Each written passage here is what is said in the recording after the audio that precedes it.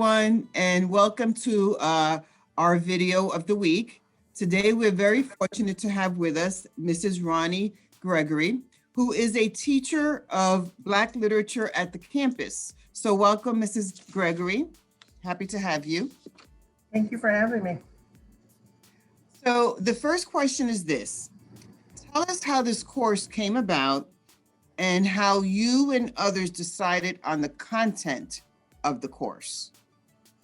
Well, about a year and a half ago, we were in the midst of Black Student Union activities for the campus, and it was wonderful. There was a lot of excitement and participation, and we just thought this would be so wonderful to have as an academic offering year-round. So this is actually not a new course. It just hadn't been taught in a while. So I went to admin and they actually said they've been thinking the same thing. So it was like we were all on the same page. It was just the right opportunity. And this all preceded all of the social things that happened after that in early 2019. So I feel like SDOL was ahead of the game, so to speak, because we were already thinking about what our campus needed. Right. And how did you and others, if you collaborated with others, decide what was the content of the course? Yes, so there's a co-unit that we're doing with the multicultural class, and we're going to talk about history in tandem with literature. So in thinking about that, there are many approaches to the course, but there's a timeline of Black literature around the world. So just starting with what it means to be Afro, to have an Afro background or Black. It means more than just African American. So we started with exploring that definition, then looking at the Atlantic slave trade and what happened in America, and then also looking at themes. So there are themes that are running throughout that connect to today that are not necessarily a part of the timeline, but we could connect them. So it was a matter of putting all of that together. You know, what's the timeline, because we want students to see that, but also what are the major themes that are present today that were also present throughout time.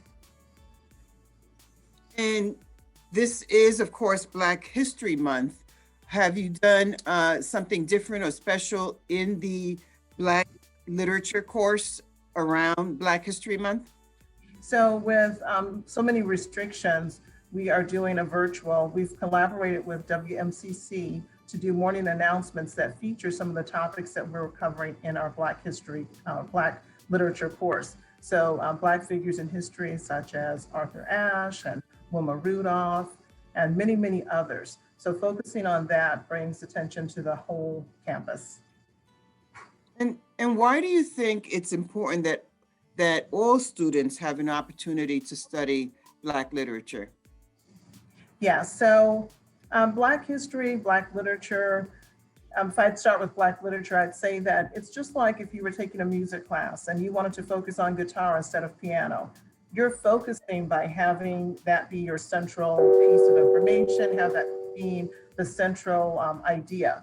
So for Black literature, that is what we want to do. We want to bring about those pieces that are sometimes overlooked in our other literature classes.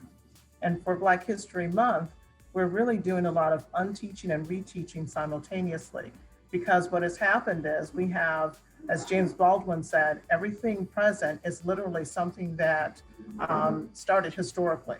So in order to correct those things, those subtleties that have been absorbed in society, we have to be overt about our actions and showing the contributions of Blacks around the world and in America.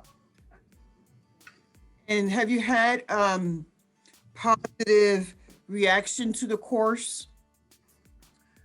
Yes, and one other thing that we've been doing too on campus is selling mini buttons, and they just talk about embracing diversity, because it's important that we not only think of this as a Black focus, but it involves everyone. So we want to definitely broaden that scope, and in bringing the course back this year, hopefully we will grow that and more people will want to take on this opportunity to see what's out there. Well, thank you so much, Mrs. Gregory, for being with us and sharing your thinking around Black literature and why it's so important for our students to have that course. I'm also very proud that we have a ethnic studies class, which I understand will be called multicultural studies Yes. next here. And, you know, as I think about it, I know that we are probably the only school district in the county who's offering courses like these, which are very important for our students to feel recognized, heard, and respected. So thank you so much. Thank you.